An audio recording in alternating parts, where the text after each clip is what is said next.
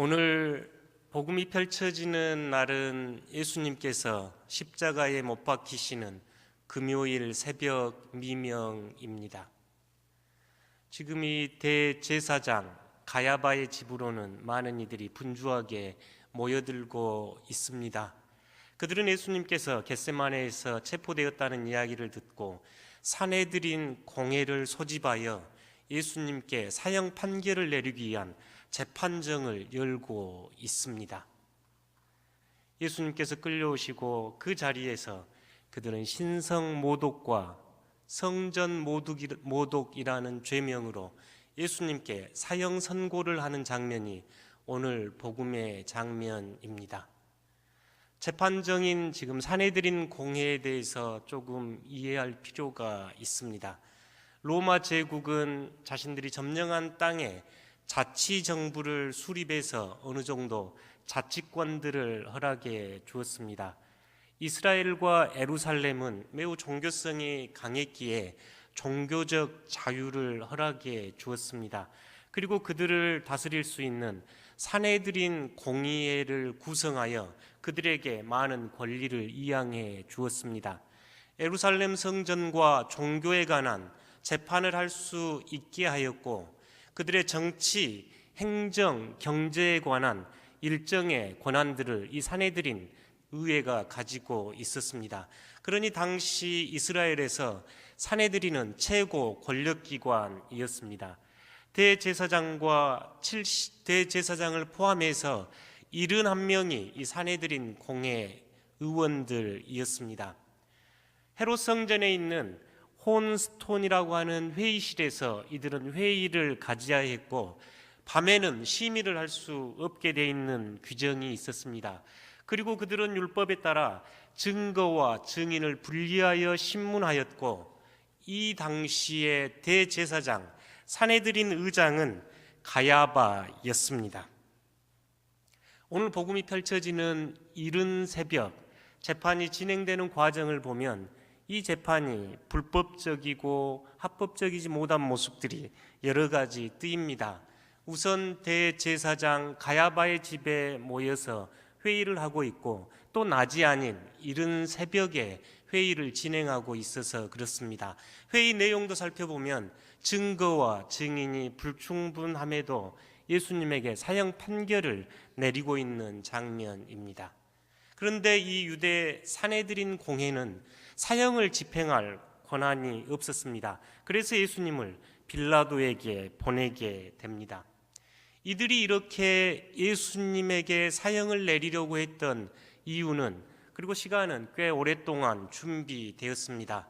예수님께서 저 위 갈릴리에서 복음을 전파하기 시작하고 귀신 들린 이들을 쫓아내며 가난한 이들과 병든 이들을 고치기 시작할 때 점점 많은 이들이 예수님을 따르기 시작했습니다. 그 보고를 들인 이 사내들인 공의회 회원들은 예수님을 찾아가 신문하는 장면이 요한복음 1장에 나오기도 합니다.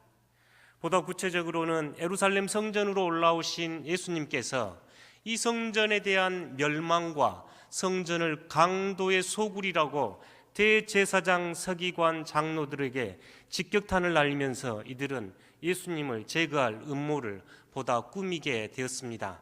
단지 그를 따르는 사람들이 많아 6월절이 끝나면 예수님을 어떻게 해볼까 모색하고 있던 차에 예수님의 제자 가룟 유다는 결정적 단서를 제공합니다. 그분은 성전을 무너뜨리려고 했고 스스로 하나님의 아들이라고 이들에게 고발한 것입니다. 그래서 그들은 예수님을 붙잡아와서 성전 모독과 신성 모독으로 사형 판결을 내리는 이야기가 오늘 복음입니다. 가야바의 재판이 열리는 그곳으로 한번 들어가 보겠습니다. 재판에는 증거가 여왕이라는 말이 있습니다. 재판에서 가장 중요한 것이 증거와 증인입니다. 율법에서도 두세 사람의 증인과 증거가 요구되었습니다.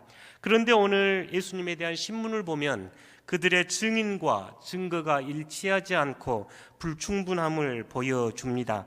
55절에서 59절입니다. 함께 읽겠습니다.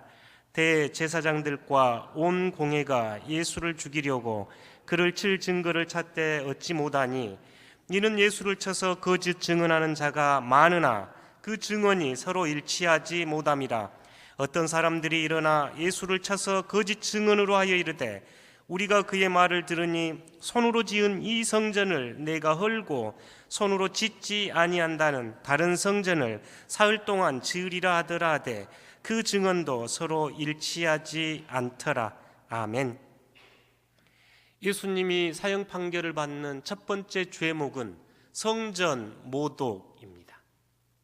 요한은 이 이야기를 요한복음 2장에서 전하는데 예수님께서 이 성전을 헐라 그러면 다시 사흘 만에 일으키리라.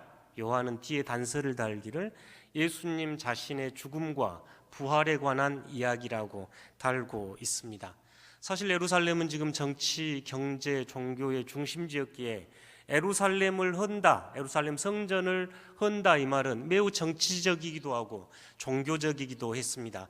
반란을 일으킨다는 의미도 있었고 기존 종교 질서를 무너뜨린다는 의미도 있었습니다. 예수님께서 십자가를 지신 가장 직접적인 이유라고 보는 학자들도 있습니다.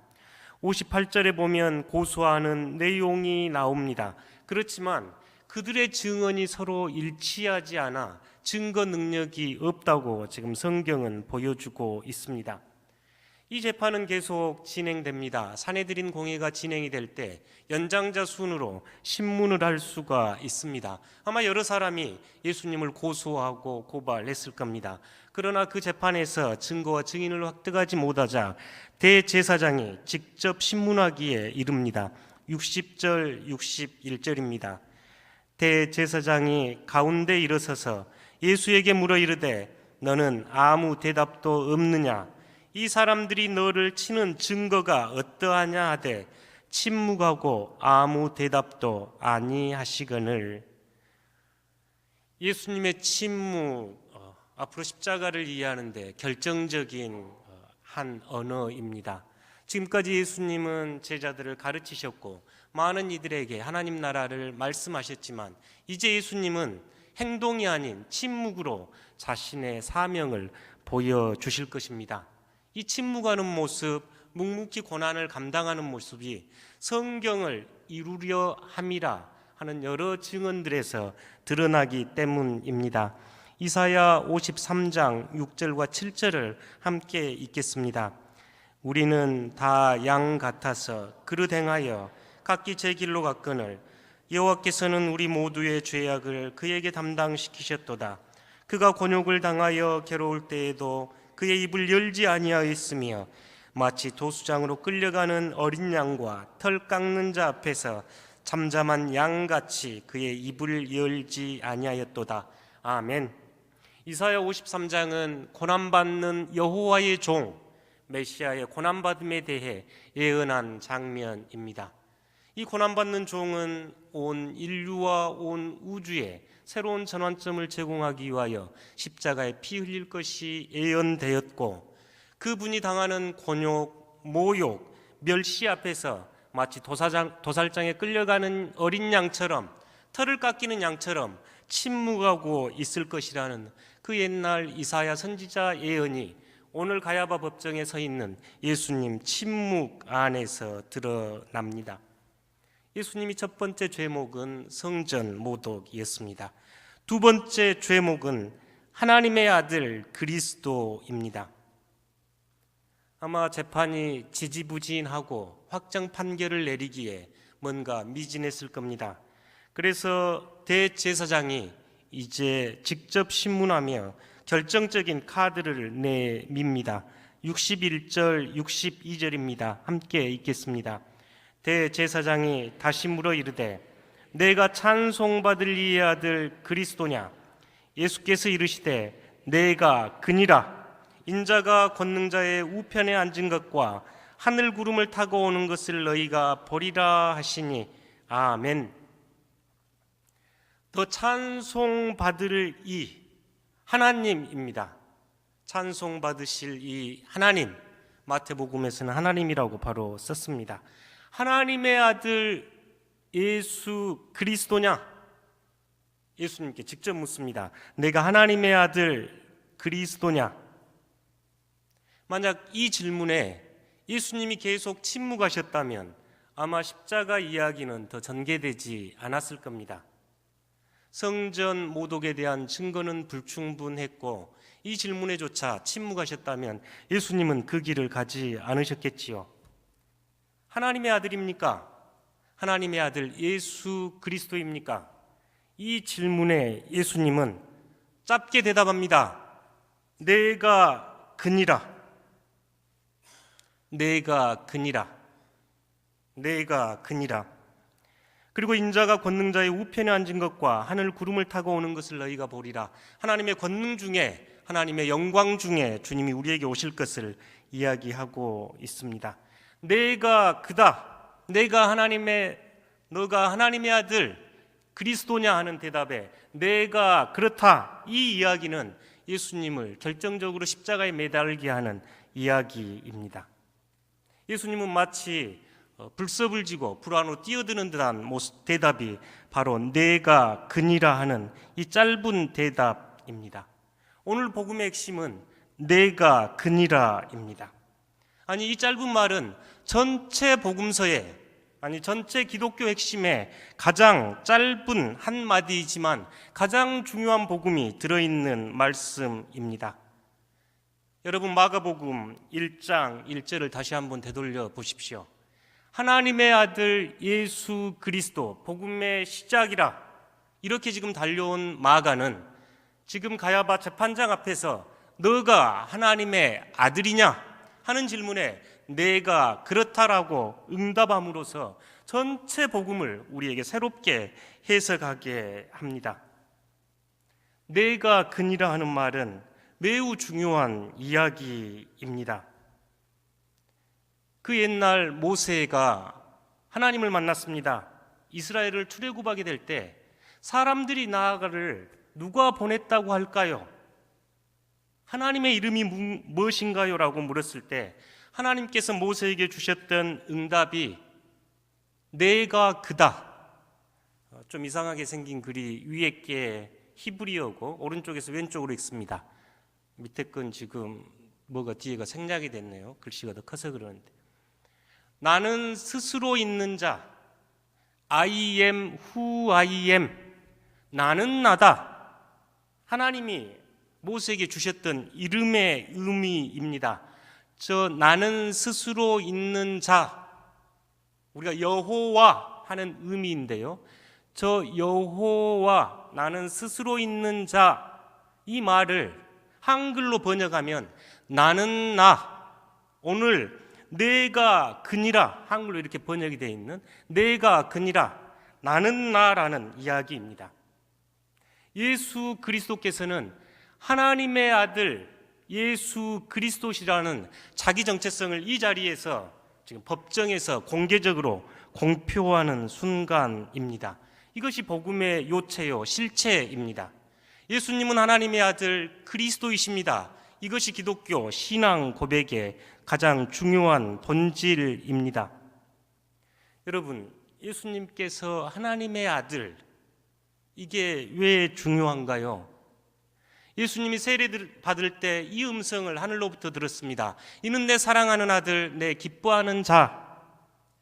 예수님께서 변화산에서 십자가를 지시기 전에도 너는 내 아들, 내가 너를 기뻐하노라.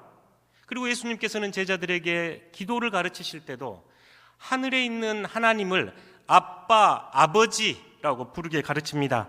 겟세마네 동산에서도 아빠, 아버지 하며 하나님께 기도를 올립니다. 내가 하나님의 아들 그리스도냐에 Yes, I am, 내가 그니라, 지금 이렇게 이야기하고 있습니다. 내가 그니라. 여러분, 하나님의 아들입니까? 하나님의 딸입니까? 여러분은 네, 제가 하나님의 딸입니다, 하나님의 아들입니다 라고 고백할 수 있는 길이 바로 이 예수 그리스도 때문입니다.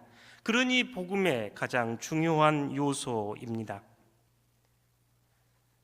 프랑스의 조각가 브루노 카스탈로의 조각을 한번 봐보십시오. 처음 저 조각을 보고 꽤 제가 충격에 빠졌습니다.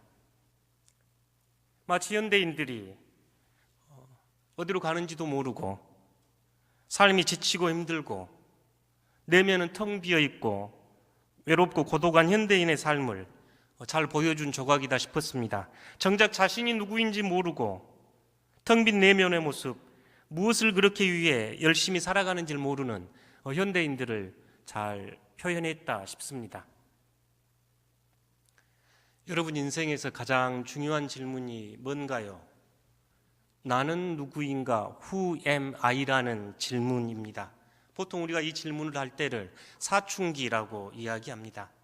사춘기 중고등학생뿐만 아니라 성년이 돼서도 어른이 돼서도 이 질문은 매우 근본적으로 중요한 인생 전체가 걸린 중요한 질문입니다.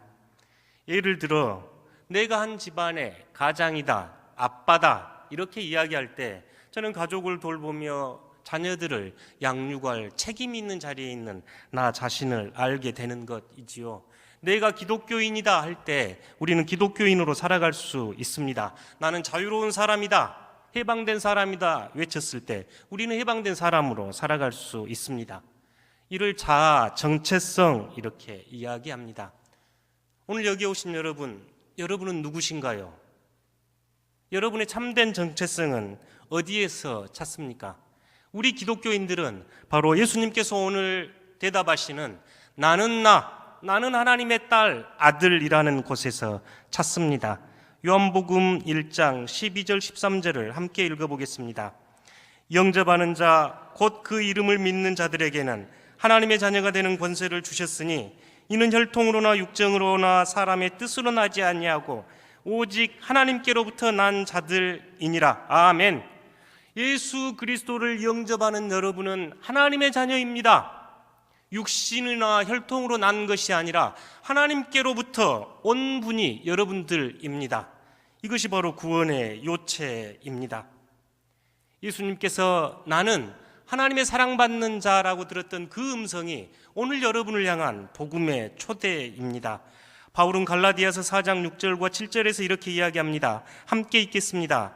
너희가 아들이므로 하나님이 그 아들의 영을 우리 마음 가운데 보내사 아빠, 아버지라 부르게 하셨느니라. 그러므로 내가 이후로는 종이 아니요 아들이니. 아멘. 여러분의 참된 모습은 무엇인가요? 복음은 우리에게 예수님께서 내가 하나님의 아들이냐?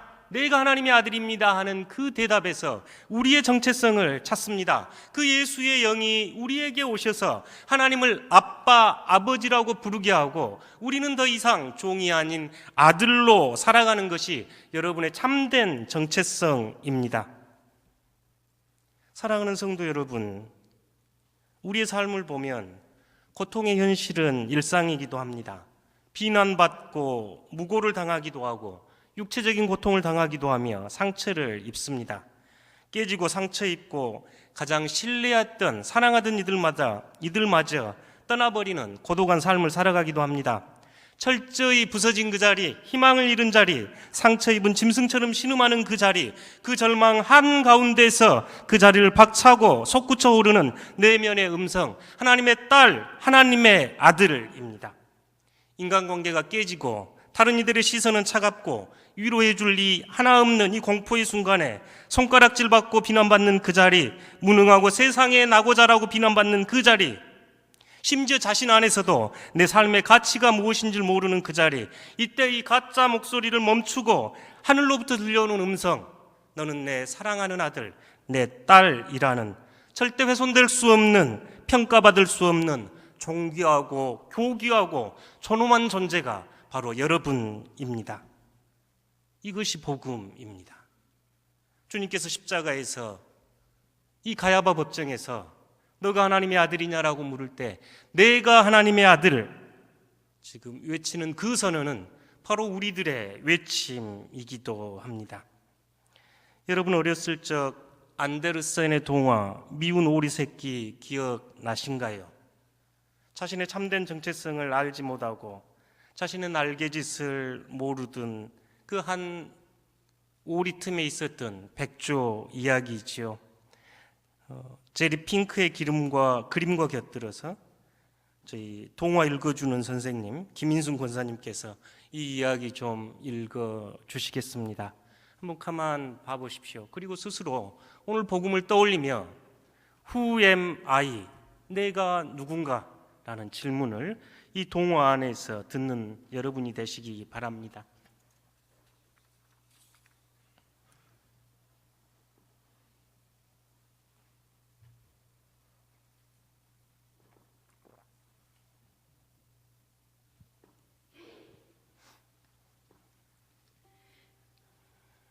싱그럽고 활기찬 여름날, 연못가 풀밭에서 오리가 알을 품고 있어요. 그런데 품고 있는 알 중 유독 하나가 크고 못생겼어요. 어미 오리는 이 알이 참 이상하다 생각했지만 큰 알도 다른 알들과 똑같이 따뜻하게 품어주었어요. 다른 알보다 늦게 깨어난 큰 알에서는 길쭉한 목에 희끗희끗한 털, 덩치만 커다란 못난이 오리가 태어났어요. 다른 오리들은 늦게 깨어난 오리를 못생긴 오리라며 당장 내쫓으라 난리였지만 어미 오리는 이렇게 소리쳤어요. 이 애는 비록 못생겼지만 키도 크고 힘도 세요. 그러니 다른 오리들보다 더 멋지게 살아갈 거예요. 하지만 시간이 지날수록 미운 오리 새끼는 다른 오리와 암탉들의 따돌림과 괴롭힘을 참을 수 없어 결국 집을 떠나고 말았어요. 갖은 고생 끝에 할머니가 사는 오두막집에 한동안 머물게 되었어요. 하지만 더 넓은 세상이 궁금해진 미운 오리 새끼는 다시 길을 떠났어요. 미운 오리 새끼는 다시 혼자가 된다는 게 슬프긴 했지만 바깥 구경도 하고 마음껏 헤엄도 칠 수 있어 기뻤어요. 추운 겨울 하늘 높이 떼지어 날아가는 한 무리의 새떼를 본 미운 오리 새끼는 그들이 너무나 부러웠어요. 새하얗게 빛나는 그들은 긴 목을 쭉 뻗은 채 남쪽으로 힘차게 날아가고 있었거든요. 어쩌면 저토록 아름다울까?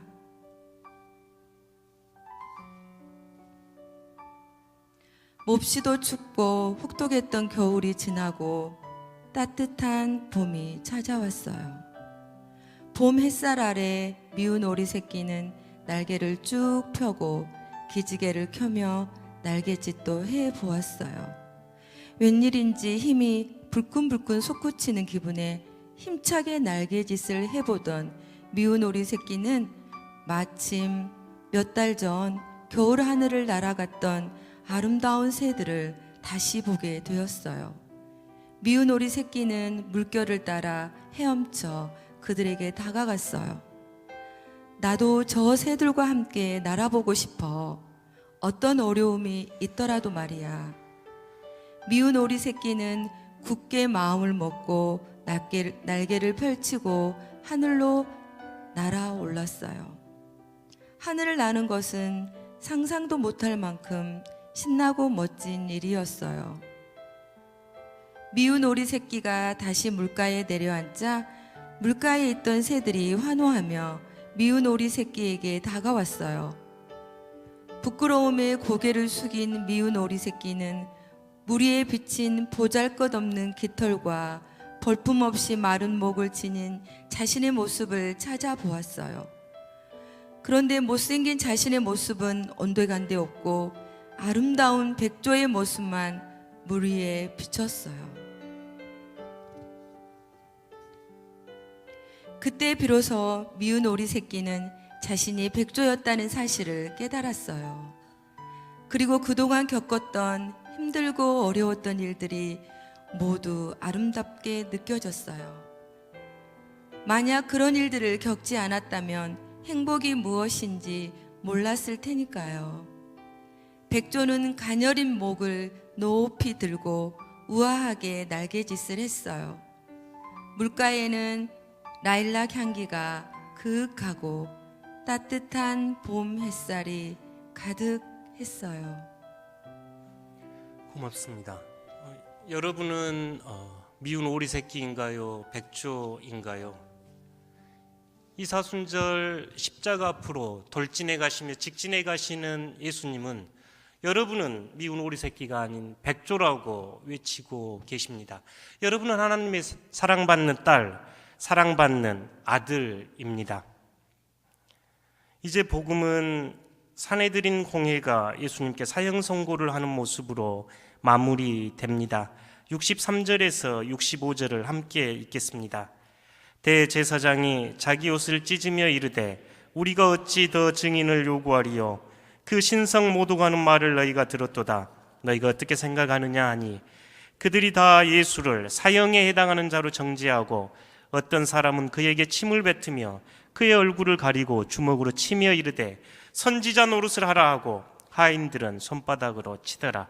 아멘. 대제사장이 자신의 옷을 찢는 것 확정 판결이었습니다. 재판장이 이제 구형 선고를 하듯 사형 선고를 하고 있는 모습입니다. 그리고 그 주위에 있는 이들은 예수님에게 침을 뱉고 얼굴을 가리고 누가 때렸는지 맞춰보라고 하며 조롱하고 하인들도 손바닥으로 치고 있습니다. 예수님은 이 고난의 길을 기꺼이 묵묵히 가시기로 걷고 계십니다. 오늘 복음은 매우 강력한 초대와 응답을 요구합니다. 첫 번째, 여러분에게 진정한 자아가 무엇인지 묻습니다. 여러분은 하나님의 아들입니까? 하나님의 딸입니까? 예수님처럼 제가 그렇습니다. 제가 하나님의 아들입니다. 제가 하나님의 딸입니다라고 외칠 수 있는 여러분들 되시기 바랍니다. 여러분이 내가 하나님의 딸이다, 하나님의 아들이다 하는 이 정체성 안에는 우리 안에 있는 절망, 어둠, 고통을 뚫고 일어설 수 있는 소망의, 생명의 새로운 하나님의 음성이기 때문에 그렇습니다. 둘째, 우리는 오늘 재판정에 서 있는 예수님을 바라봅니다. 법정에서 모욕을 받고 비난을 받는 예수님. 그렇다면 우리는 이 예수님을 오늘 어디에서 발견할 수 있을까요? 우리와 함께 계시는 예수님은 어떤 모습으로 우리에게 다가오고 계시겠습니까? 강단에 있는 이 목사에게서 그 모습 찾겠습니까? 이 사람은 대제사장 서기관 장로들처럼 예수님에게 사형 선고를 내릴 가능성이 제일 높은 사람입니다. 그러니 화려한 옷, 말쑥한 옷, 말에 선동되지 말고 예수님을 바라보아야 합니다. 예수님을 발견하지 못하는 한 우리는 예수님에게 사형 선고하는 이들과 같습니다. 그러면 우리가 어떻게 예수님을 알아보아야 합니까? 그곳에 있던 사람들처럼 모욕하고 멸시하고 조롱하며 살아가야 합니까? 우리에게 오시는 예수님의 모습은 어떤 모습입니까? 이름 없이 얼굴도 들지 못해서 기죽어 있고 어쩌다 한번 교회에 찾아와도 인사도 제대로 나누지 못하고 사라져버리는 분들, 아니 어쩌면 오늘 처음 이 예배당에 와서 예배드리는 분들, 여전히 두렵고 떨리는 마음으로 세상을 믿지 못하는 마음으로 눈도 치켜들지 못하고 예배드리는 모습, 그들 안에 예수님이 우리에게 오셨습니다. 그러니 여러분 깨어서 기도하십시오. 기도 안에서 여러분 스스로 하나님의 아들이며 딸이라는 음성을 들을 때 나와 함께한 이들 안에서 하나님의 현존 예수 그리스도를 발견할 수 있을 것입니다. 오늘 복음은 여러분에게 묻습니다. 사내들인 공의에 모인 대제사장, 장로, 서기관처럼 자신의 이익과 목적을 위하여 예수님에게 사형 판결을 내리는 삶을 사시겠습니까? 눈먼이들처럼 영적으로 깨어나지 못해서 우리에게 다가오시는 예수 그리스도를 알아차리지 못하고 조롱하며 비방하고 모욕하며 때리는 삶을 살아가겠습니까? 아니면 하나님의 아들 예수 그리스도를 믿는 믿음으로 하나님의 딸, 아들로 당당히 살아가시겠습니까? 거짓 앞에서 당당하게 설 수 있는 근본적인 자아 정체성, 어려움과 고통, 고난을 뚫고 비상할 수 있는 바로 그 음성, 사랑하는 딸, 사랑하는 아들이 바로 여러분입니다. 나눈 말씀을 함께 묵상하겠습니다.